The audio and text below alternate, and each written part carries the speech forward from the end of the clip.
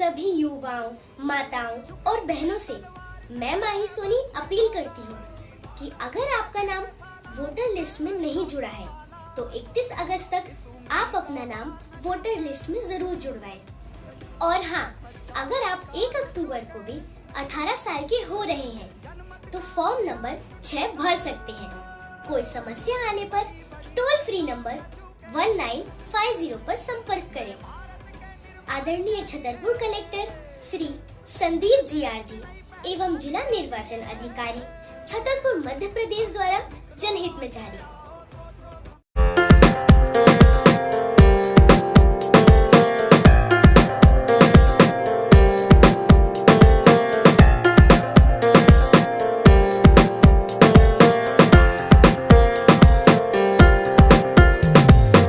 नमस्कार, मैं हूं राजेश अग्रवाल और आप देख रहे हैं CBN न्यूज। का नाम है राजस्थान में महाराणा प्रताप का नाम है तो बुंदेलखंड में छत्रसाल का नाम है। कि ई बुंदेलखंड के लाने भाई कुर्बान बुंदेला, भैया भाई कुर्बान बुंदेला। तो छत्रपति छत्रसाल आज धरती की शान बुंदेला। छत्रपति छत्रसाल आज धरती की शान बुंदेला। अपनी आन बान के खातिर भटकत रहे बन बन में। इनको ठिकाना थोड़ी भाई। एक जने हमसे बोले कि अलाउदल के महल कहाँ है। हमने कहा महलन में रह कब हैं। अपनी आन बान के खातिर भटकत रहे बन बन में और धरती माँ की मर्यादा को भाव भरो तो मन में। चूंकि वो एक ऐसा व्यक्ति था जो ये चाहता था कि मैं निर्माण करूं बुंदेलखंड का। उस संस्कृति की रक्षा करबे जमा जोत जन जन में और चंपत के सपूत की ऐसी खोप भरी थी मन में। बुंदेली लोकगीतों को संपूर्ण भारतवर्ष में एक अलग आयाम देने वाले बुंदेली लोकगीत सम्राट स्वर्गीय पंडित देशराज पटेरिया का आज 5 सितंबर को तृतीय पुण्य स्मरण दिवस है। CB न्यूज बुंदेली लोकगीतों के स्वर सम्राट पंडित देशराज पटेरिया के तृतीय पुण्य स्मरण पर अपनी भावभीनी श्रद्धांजलि अर्पित करता है। कहा जाता है कुछ अलग करने का जज्बा हो तो स्थान महत्व तो नहीं रखता है। अपनी गायकी के दम पर बुंदेली लोकगीतों को देश में पहचान दिलाने वाले पंडित देशराज पटेरिया का जन्म छतरपुर जिले की नौगांव तहसील में स्थित ग्राम तिंदनी में 25 जुलाई 1953 को हुआ था। माताजी श्रीमती विद्या देवी एवं पिता श्री किशोरी लाल पटेरिया को भी नहीं पता था कि उनके आंगन में एक ऐसे पुत्र ने जन्म लिया है जो अपनी गायकी के दम पर बुंदेलखंड ही नहीं पूरे भारतवर्ष में विख्यात हो जाएगा। 4 बहनों एवं 2 भाइयों में सबसे छोटे एवं लाडले की शिक्षा दीक्षा मऊ सहानियाँ महेवा एवं नौगांव में ही हुई, लेकिन वह गायकी के रूप में बाल्यकाल से ही अपने बड़े भाई मदन मोहन से बहुत प्रभावित रहते थे। बालक देशराज को गायकी का इतना बचपन से शौक था कि स्कूलों में टेबल बजाकर गुनगुनाना एवं गांव में अकेले घंटे पेड़ों के नीचे बैठकर कुछ न कुछ गाते रहते थे। कालांतर में अग्रज मदन मोहन की प्रेरणा एवं स्वरुचि कब बालक देशराज पटेरिया को बुंदेली लोकगीत गायक की दिशा में ले गई, यह उन्हें भी पता नहीं चला। 12वीं परीक्षा उत्तीर्ण करने के उपरांत पंडित देशराज मलेरिया विभाग में स्वास्थ्य कार्यकर्ता के रूप में पदस्थ हो गए, लेकिन उन्हें गायकी का शौक इतना अधिक था कि उन्होंने अपनी इस कला को कभी विराम नहीं दिया। श्री पटेरिया ने अपनी इस आवाज़ को जन जन तक पहुंचाने के लिए सन 1972 से मंचों पर गाना प्रारंभ किया और वह कब श्रोताओं की पसंद बनते गए यह उन्हें भी पता नहीं चला। गायकी के सफर में वर्ष 1976 में उनके गाए हुए बुंदेली लोकगीत आकाशवाणी से प्रसारित होने लगे और उनकी ख्याति संपूर्ण भारतवर्ष में फैलने लगी। इस बीच उन्होंने संगीत प्रभाकर की डिग्री प्राप्त की। 1980 के दशक में उनके स्वरों को ऑडियो कैसेट में संग्रहित किया जाने लगा और उनके गाए हुए सैकड़ों गीतों पर 200 से ज़्यादा कैसेट तैयार हुई। इन कैसेट्स में गाए हुए बुंदेली लोकगीतों को उस समय बहुत ही शौक से ग्रामीण अंचलों में सुना जाता था। पत्नी श्रीमती उर्मिला पटेरिया द्वारा जहां इस मुकाम तक पहुंचने में सदैव उनका साथ दिया गया, वहीं पुत्र विनय पटेरिया, पुत्री विनयता, प्रत्यंचा, पुत्रवधू योगिता एवं परिवार जन भी हमेशा उनके सुनहरे सफर में साथ रहे। उन्हें गायकी के लिए जहां अनेकों सम्मान एवं पुरस्कारों से नवाजा गया, वहीं अपने प्रशंसकों की दुआएं भी मिलती रहीं, जिसका परिणाम था कि वह बुंदेली लोकगीत स्वर सम्राट बन गए। राव प्रवीण पुरस्कार, ईश्वरी सम्मान, बुंदेल श्री अलंकरण, संगीत गौरव, बुंदेली स्वर भूषण, अमरदान अलंकरण सम्मान, स्वर सम्राट सम्मान जैसे अनगिनत सम्मान उनके द्वारा स्वर बिखेरने के दौरान झोली में आते रहे। मान सम्मान एवं ख्याति के बाद भी पंडित देशराज पटेरिया कभी अपने मूल मार्ग से नहीं भटके। वह हमेशा बुंदेली भाषा एवं बुंदेली लोकगीतों को जन जन की भाषा के रूप में स्थापित करने में तत्पर बने रहे। आज वह हमारे बीच में नहीं है, लेकिन उनकी गायकी हमेशा आनंदित करती रहेगी। पंडित देशराज पटेरिया जी का देहावसान 5 सितंबर 2020 को हुआ। तब से उनकी याद में उनके पुत्र विनय पटेरिया द्वारा बुंदेली संध्या का आयोजन किया जा रहा है। हमारी न्यूज को भी विनय पटेरिया जी से बातचीत करने का अवसर मिला, जिसमें उनके द्वारा अपने पिता स्वर्गीय श्री देशराज पटेरिया जी की यादों को ताज़ा किया गया। आइए उनके साथ साझा करते हैं बुंदेली लोकगीत स्वर सम्राट पंडित देशराज पटेरिया की कुछ यादें। यदि आप लेना चाहते हैं शहर के पॉश एरिया सटई रोड पन्ना नाके के पास सर्व सुविधा युक्त फैमिली गेस्ट हाउस, तो आपको मिलेगा एक ऐसा गेस्ट हाउस जिसमें आप पाएंगे अत्याधुनिक सुविधाएं। जी हां, सटई रोड बिजली विभाग के सामने फर्स्ट फ्लोर पर एक ऐसा मकान किराए पर देना है जिसमें उपलब्ध हैं 2 bedroom, 1 drawing room, 1 dining room, 2 latrine bathroom, 1 बारामदा, 1 porch, 1 wash area, 1 आंगन एवं पोर्च के नीचे 4 पहिया गाड़ी रखने के लिए स्थान। सुरक्षित एवं वेंटिलेशन युक्त होने के साथ साथ यह आवास एसी, फर्नीचर एवं लाइट की व्यवस्था से सुसज्जित है। पानी की उत्तम व्यवस्था भी उपलब्ध है। ध्यान दें, इस मकान को शीघ्र ही किराए पर देना है। मकान को किराए पर लेने के लिए हमारे मोबाइल नंबर 98 265 89 192 पर संपर्क कर सकते हैं। हमारे आवास का पता है बिजली विभाग के स्टोर के सामने सटई रोड पन्ना नाका, छतरपुर, मध्य प्रदेश। नमस्कार। नमस्कार। कल आपके पापा जी बुंदेली गीतों के सम्राट और इस जिले में अपने बुंदेली गीतों के माध्यम से लोगों को बहुत अच्छे लोकगीत उनके द्वारा सुनाए गए हैं और इस क्षेत्र में ही नहीं पूरे बुंदेलखंड अंचल में उनकी बहुत अच्छी ख्याति रही है। उनको विभिन्न ख्यातियों से भी नवाजा गया है और बहुत विशेष स्नेह इस क्षेत्र के लोगों का उनको मिला है। कल उनकी तृतीय पुण्यतिथि है जी, तीसरी जी। और आप चूँकि उनके ज्येष्ठ पुत्र हैं, एक पुत्र होने के नाते आपका अपने पिता के साथ पिता पुत्र का तो संबंध रहा ही है, लेकिन गायकी के रूप में भी आपने उनको नज़दीक से देखा होगा। आपके कैसे अनुभव रहे अपने पिता के बारे में? देखिए, ऐसा है अग्रवाल जी कि जीवन में पिता पुत्र के संबंध कई प्रकार के होते हैं। किसी का सिर्फ एक दूर का होता है कि पिता पुत्र एक स्ट्रिक्ट व्यक्ति है और उसके सामने कम जाना, सिर्फ लिमिटेड बात करना या कुछ आंतरिक समस्याएं हैं तो ना बताना। लेकिन ऐसा मेरे साथ नहीं हुआ है। मेरे पिताजी के संबंध वो मेरे एक दोस्त के रूप में थे कि मित्रवत व्यवहार था। अगर पापा को हल्की सी पीड़ा भी है, पैर दर्द दे रहा, तो वो हमें बता दिया करते थे। हमें कोई समस्या है, पापा बता दिया करते। तो पापा का हमारा संगीत जीवन से अलग एक घर का दृष्टिकोण देखा जाए तो बहुत ही एक मित्रवत जी पापा से हमारा प्रेम रहा है। और अरे यार करके ही बोल दिया करते थे, कोई बड़ी बात नहीं। अरे यार पप्पू तुम क्या कर रहे, मैं कह अरे यार पापा यार तुम ऐसा कर रहे हैं। यानी बड़ा प्रेमवत व्यवहार था, मित्रवत व्यवहार, औपचारिक संबंध नहीं था। कहीं भी कुछ भी उनके साथ घटित हो रहा है हमें बता देंगे, हमें कोई समस्या है तो ये रहा पापा का हमारा खुद का संबंध, और ऐसे ही पापा का बच्चों के साथ भी रहा, और ऐसी मतलब घर में वो हमेशा एक प्रसन्नचित्त माहौल, हमेशा प्रसन्न। मुझे लगता है शायद उन्हें जीवन कोई टेंशन भी नहीं थी, क्योंकि टेंशन जब आती है लोगों को, जब व्यक्ति धन की तरफ, पैसे की तरफ भागता है।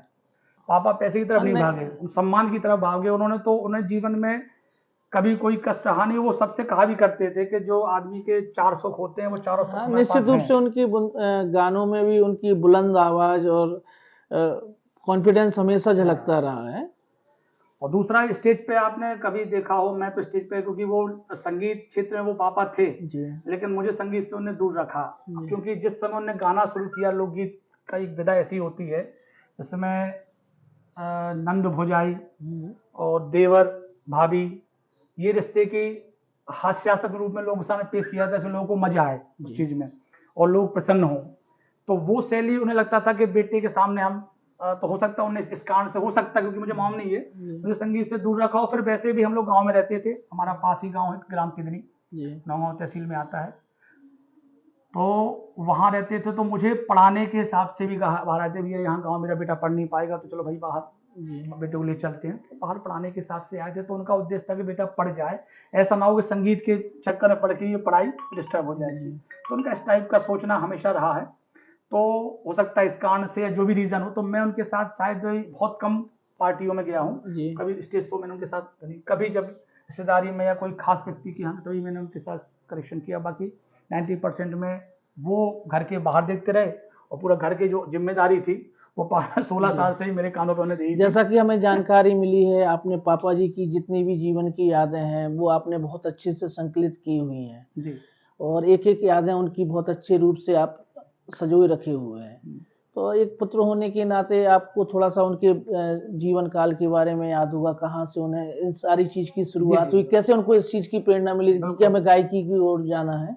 देखिए, व्यक्ति के जीवन में ऐसा समय आता है, जैसे अब मैं बचपन में तो तक यादें नहीं रहती हैं, लेकिन लोगों के द्वारा बताए गए जो हैं कि पापा ऐसे थे, आपके पापा ऐसे करते, क्योंकि पापा के इतना बहुत बड़े सिंबल नाम है, और मेरे लिए वही सब कुछ है, क्योंकि मैं उनको एक आधार मान के, एक अपना आदर्श मान के मैंने जीवन जिया है कि पापा ऐसा जीते हैं, तो ये अच्छा जीवन जिया उन्होंने, तो मुझे भी ऐसे ही जीना है। बहुत अच्छा। तो उनको आदर्श मान के किया, तो मैं उनका हर चीज, उनको जो उन्होंने किया या उनके जो डॉक्यूमेंट या जो कागज में, तो मैं जोड़ता गया। उन्हें शौक नहीं था, वो तो कार्यक्रम में गए, मेरे पापा लिया, वहां से फोटो ले आना, वहां से आप सीडी ले आना, नहीं, सीडी लेके नहीं आते थे वो, लेकिन मैं उनके जो भी मिल जाता था इकट्ठा करता रहा। तो मुझे यहाँ तक ये है, मुझे बताया गया कि पिताजी ने जो शुरुआत संगीत किया है वो अपने गांव से ही किया है। 17-18 साल तक के उन पापा गांव में ही रहे। बड़े पापा के बड़े भाई ताऊ जी, जो पापा से 20 साल बड़े हैं, वो गांव में कीर्तन वगैरह गाया करते थे। उन्हीं को देखते हुए पापा रामायण वगैरह का अध्ययन करते रहे, और धीमे धीमे धीमे करते करते करते करते उन्होंने संगीत, उनका ऑटोमेटिक रुझान उनका, कहते उनके साथी जो अभी जीवित है दुनिया में है, बताते हैं कि डेस्क बजाया करते थे, और खेत पे पानी लगाने गए तो चलो पानी निकलता चला जा रहा, भैया पेड़ पे बैठे गाना गा रहे। इस टाइप से उन्होंने अपने स्वप्रेरणा से इस चीज को सीखा, मतलब किसी को गुरु नहीं, वैसा मतलब किसी को प्रारंभिक गुरु नहीं बनाया। फिर बाद में जरूर उन्हें शास्त्रीय संगीत शिक्षा लेने के लिए कई लोगों को सहयोग किया, कमला पांडे बुआ जी, उनका भी सहयोग लिया, और भी कई जो शास्त्रीय संगीत के मास्टर व्यक्ति, उनसे सहयोग लिया। लेकिन शुरुआत में उन्होंने किसी लोकगीत के लिए उन्होंने कोई पहले कीर्तन गाना स्टार्ट किया। कीर्तन गाते गाते गाते गाते लोगों ने उन्हें लोकगीत दी कि प्रभु जी आप ये गा के देखो, आपकी आवाज बड़ी बुलंद है, अच्छी है। तो लोकगीत, उन्होंने लोकगीत गाने वाले वो शायद ऐसा बताते हैं लोग के पहले व्यक्ति हैं तो लोकगीत की स्टार्टिंग की। अच्छा। तो आज जितने भी लोकगीत के कलाकार हैं वो सब उनको अपना गुरु मानते हैं। लोकगीत की कई विधाएं हैं, देवारी, फागे, बिलवारी, और ये क्या कहते हैं, दाई, ये सब लोकगीत की विधाएं हैं। तो पापा लोकगीत गाने वाले, ऐसा बताया जाता है कि उस समय में जब पापा ने लोकगीत शुरू किया 75-76 में, तो उस समय भी वो पहले व्यक्ति थे जिन्होंने लोकगीत का स्टार्टिंग की कीर्तन के बाद। तो उनका जीवन की रहा कि मस्त मौला रहे, अपने संगीत की तरफ रुझान रहा। उदयपुरा में भी वो काफी लंबे समय तक रहे। उनका पहला प्रोग्राम उनका लोकगीत का लगा था आपकी छतरपुर में, ये गल्ला मंडी में प्रोग्राम रहा, और यही छतरपुर में शुभ भारत और तमाम राष्ट्र भ्रमण अखबार से बहुत पुराना पापा का संबंध रहा है, और अखबारों में उनके बारे में उस समय लेख चलते थे जब मैं बहुत छोटा था। मुझे तो जितनी जानकारी मुझे लोगों के माध्यम से या आप लोगों के माध्यम से ही है। फिर धीमे धीमे छतरपुर आए, फिर वहाँ से गाँव से निकले, उनकी नौकरी लग गई 1981 में MPW स्वास्थ्य कार्यकर्ता में। तो घर से बाहर निकल आए, पहली पोस्टिंग बिजौर में हुई, बिजौर के बाद छतरपुर में आए। कर्म भूमि छतरपुर उनकी है, क्योंकि जीवन के लगभग 40 वर्ष उनने यहाँ बिताए हैं।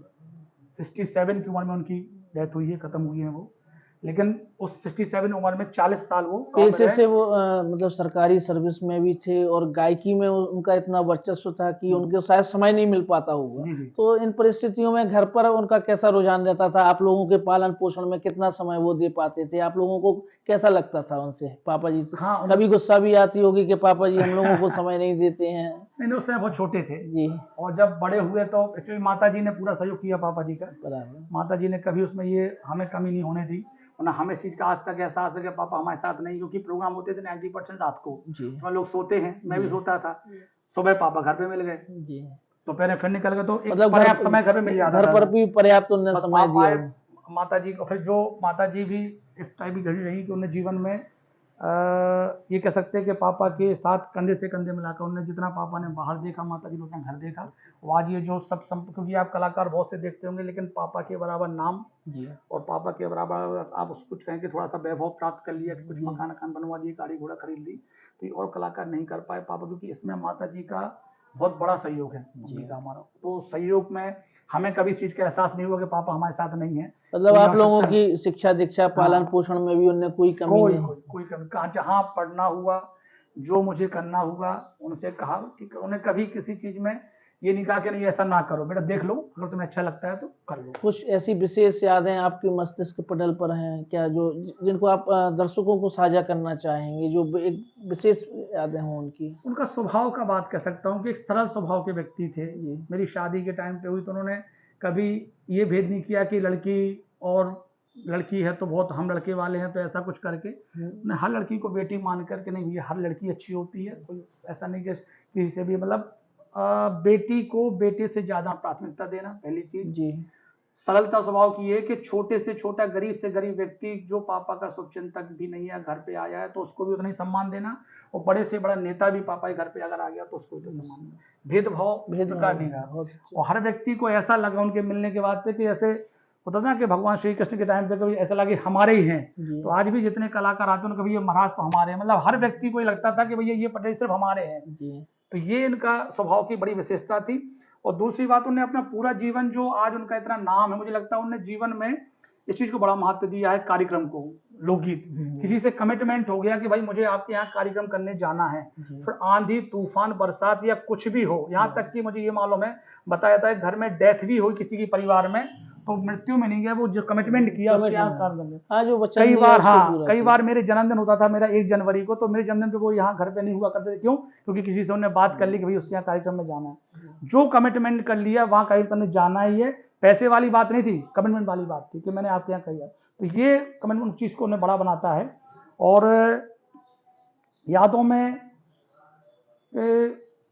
अब क्या बताएं हम आपको, कभी कभी क्रोधी भी हुआ करते थे कि जैसे पैसे को महत्व देना बिल्कुल ने, जैसे कभी मैंने कहा पापा, अरे पापा हमारे कुछ काम वाम कराओ, ऐसा वैसा तमाम। अरे क्या पैसे पीछे भागते हो, सब आराम से चल रहा है, बिल्कुल पैसे पीछे मत भागो, आदमी पुरुषार्थ करो, जीवन में ऐसा काम करो कि तुम्हारा नाम हो।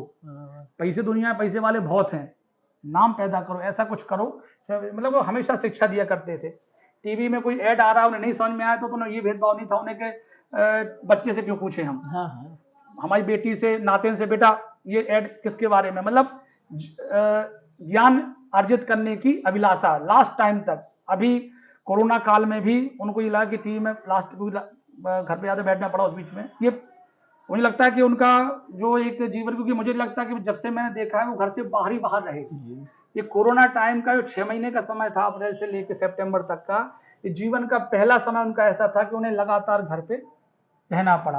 हमें लगता है शायद एकाकीपन जो उनके बीच में ये रहा, घर पे तो प्रेम भाव सब था, लेकिन जो स्टेज कलाकार होता है इसको बाहर जाना होता है, 10 लोग, 50 लोग, 100 लोग, 5,000 लोग जाते हैं, उनके लिए वो चीज बहुत मायने रखती है, वो नहीं मिल पाई। क्योंकि वो जीवन, उनका जीवन भी वही था, उसको उन्होंने जिया है निश्चित।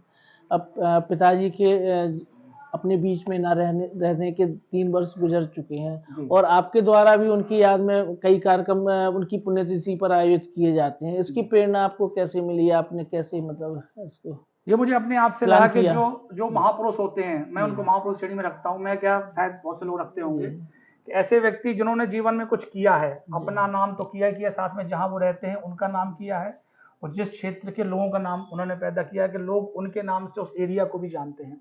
तो स्वाभाविक है ऐसे व्यक्ति पुण्यतिथि पर क्या क्या कार्यक्रम मतलब आयोजित हाँ, तो होते हैं? पुण्यतिथि मेरा मनाने का वो उद्देश्य यही था कि इन व्यक्ति की पुण्यतिथि, और उसमें मेरा भी स्वार्थ मैं कह सकता हूँ अपना, कि क्योंकि मेरा जो कुछ है सब उन्हीं का है, मेरे पास अपना कुछ नहीं है, उनके नाम से ही मैं जाना जाता हूँ, तो उसमें मेरा स्वार्थ भी है, मैं इसमें दो राय नहीं करूंगा। और मेरा ये अपनापन है, मुझे लगता है कि पापा पुण्यतिथि होना चाहिए, कि उनको लोग जो कलाकार हैं, मैं लोकगीत नहीं गाता हूँ, मैं प्रोग्राम नहीं करता हूँ, तो मैं इतना तो कर सकता हूँ कि लोगों को इकट्ठा करके उन्हीं क्षेत्र के व्यक्तियों को गवा सकूँ।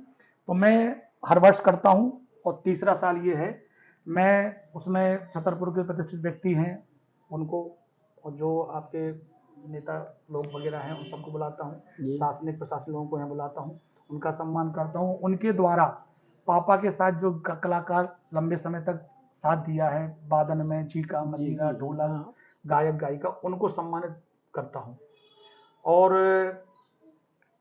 तमाम बुंदेलखंड कलाकारों के पास सूचना भेजता हूँ, फेसबुक, व्हाट्सएप और मोबाइल के माध्यम से, तो लगभग 90% सभी कलाकार आते हैं, अपनी की प्रस्तुति देते हैं यहाँ पर, और उन्हें ही प्रसन्नता होती है कि कम से कम ये संगीत में बेटा नहीं है, लेकिन कम से कम हम लोगों को संगीत समझता तो कम से कम संगीत क्षेत्र में, तो वो रेगुलर है। और मेरा ये मानना है कि जब तक मैं हूँ तब तक ये बंद नहीं होगा, उन पर मनाता रहूँगा। और प्रोग्राम का ही प्रोसेस रहता है कि, और ये मुझे मेरा ये जो मैं कलाकारों को शील्ड और श्रीफल 100 से सम्मान करता हूँ, ये लगातार जारी रहेगा। 15-20 कलाकार प्रति वर्ष सम्मानित करेंगे। पहले पापा के साथ जाने वाले कलाकारों को दिया जाएगा, इसके बाद जो भी बुंदेली क्षेत्र में बुंदेली का नाम ऊंचा कर रहे हैं उनको सम्मानित किया जाएगा। ये रेगुलर चलता रहेगा जब तक मैं हूँ। बहुत बहुत आपको, आप जो ये कार्य कर रहे हैं अपने पिता और बुंदेली गीतों के सम्राट के श्री देशराज पटेरिया जी की यादों में, वह निश्चित ही बहुत ही प्रशंसनीय है, और ईश्वर से आशा करेंगे कि आपको ऐसी ही शक्ति मिलती रहे जिससे आप उनके कार्यों को जीवित रख सकें और लोगों तक पहुंचा सकें। हमसे बातचीत करने के लिए आपको बहुत बहुत धन्यवाद। ये हमारी पत्नियों हमारा गाना है, हमारी श्रीमती जी शादी में आई नहीं, इतना ज़्यादा पढ़ी लिखी, हम कम पढ़े लिखे हैं। सो अब ऐसी बोली में बोली, हमें तुम्हारे घर में नहीं ना, काय बोली तुम्हारे घर 4 और काट नहीं आओ। सो हमने कहा काट नहीं आओ तो काटो, तुम का मतलब का हो, 4 काटने तो काटो, या फिर एक काम करती तुम जो कह देती बाप से कि हमें कलेक्टर लो कर लो, तो कलेक्टर लो पहुंच जाते। बोली नहीं, हम आए और चले गए। हमने कहा ठीक है, 2-4 दिन बाद चली जाओ। बोली आओ, तो हमने कहा हम जो समझ लें कि 9 दिन खिलाने 9 दौड़ गाय आई, घरे कट जा। बोली हमसे एक दिन बोली नारी पिया से, अच्छा एक दिन बोली नारी पिया से कि गांव तुम्हारो जरियारो कहू जहाँ कुल बिलात जरिया होती। कुल बिलात के भी 2 अर्थ हैं, कुल बिलात और कुल बिलात। एक तो होता कीड़ा कुल बिलात, एक होता कुल बिलात, अलग अलग शब्द है। उते पवारो जे ढोर बछेरू हमसे ना कट खेचा, उते पवारो जे ढोर बछेरू हमसे ना कट।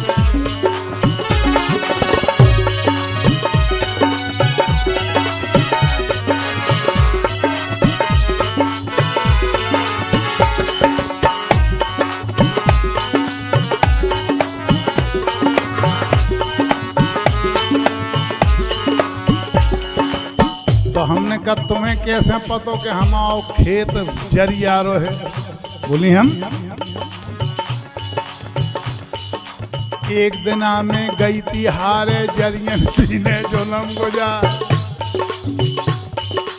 और जत सारी फट गई बिछिया गिर गो कहिया गदा। आओ सुन रहे, हम सब सुन रहे, तुम्हारा चिल्लिया वो सुन रहे। सब तन फाड़ दो काटन ने, मोरे बही खून की धार, और बोली बोली नार लगा लो नौकर मोरी तो गई हिम्मत हार। तो हमने कहा नौकर क्या करे? बोली नौकर काम करे घर भीतर खटका मिट जावे होते पवारो जे ढोर बछेरू हमसे ना कट में चार। होते पवारो जे ढोर बछेरू ना कट में।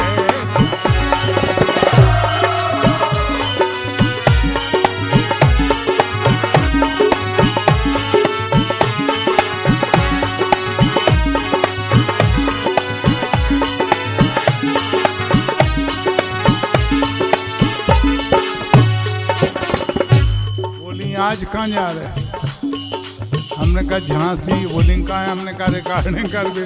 बोली तो एक काम करो,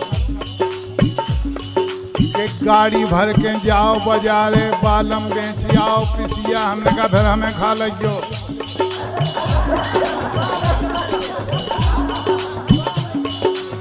गाड़ी भर के जाओ बाजारे बालम बेच आओ पिसिया। और दांत का मिसिया जरूर लाना तेल चमेली की सिया। हमने कहा और कछु चाने? बोली हाओ। अरे कड़ा छला नथनी बुला नथनी ते पेरिया बुला के ते पेरिया। कड़ा छला नथनी बुला और गरे खसोने की सुतिया और सुंदर धुतिया देहरादून की कारी लटवारी। हमने कहा बगल में आओ, एक कर दही पे तो रहते हम डंडा। और सुन सुन बातें ये नारी की तबई खसम ने ललकार। क्या कह रही? सुन सुन बातें ये नारी की तबई खसम ने ललकारो। एक काम करो, उते धरो जे दिए की किताबें ले हंसिया काटो। उते धरो जे दिए की किताबें ले हंसिया।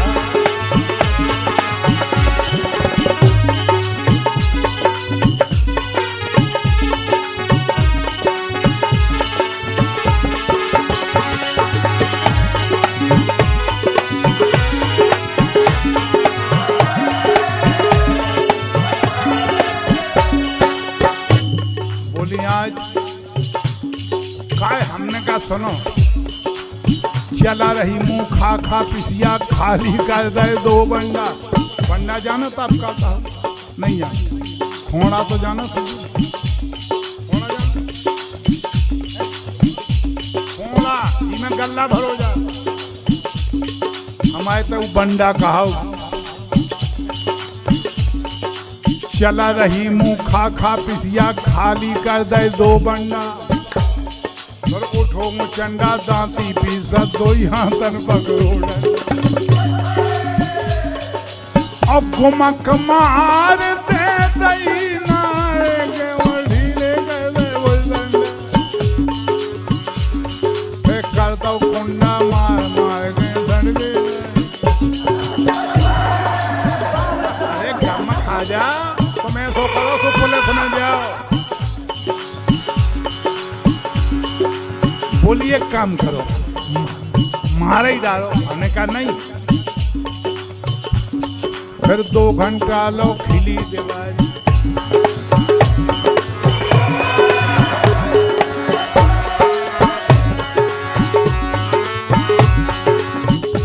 दीवारी जानत आप लोग? वो दीवारी खेली कब हम? मोनिया खेले।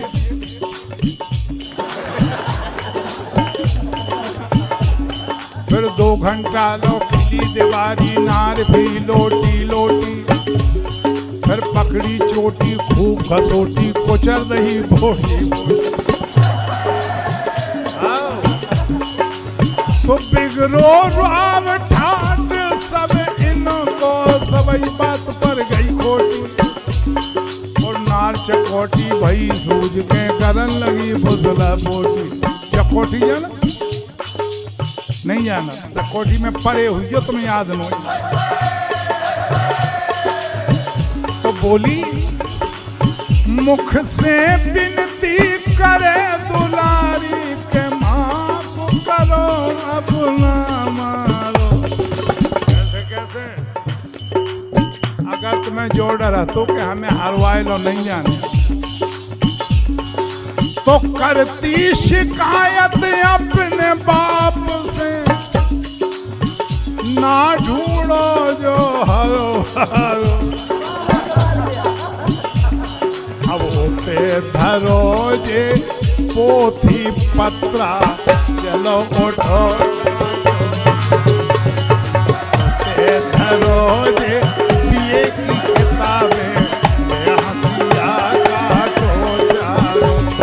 होते धरो जे पोथी पत्रा, हंसिया काटो चारो। अरे माए पवारो पिए की किताबें, हंसिया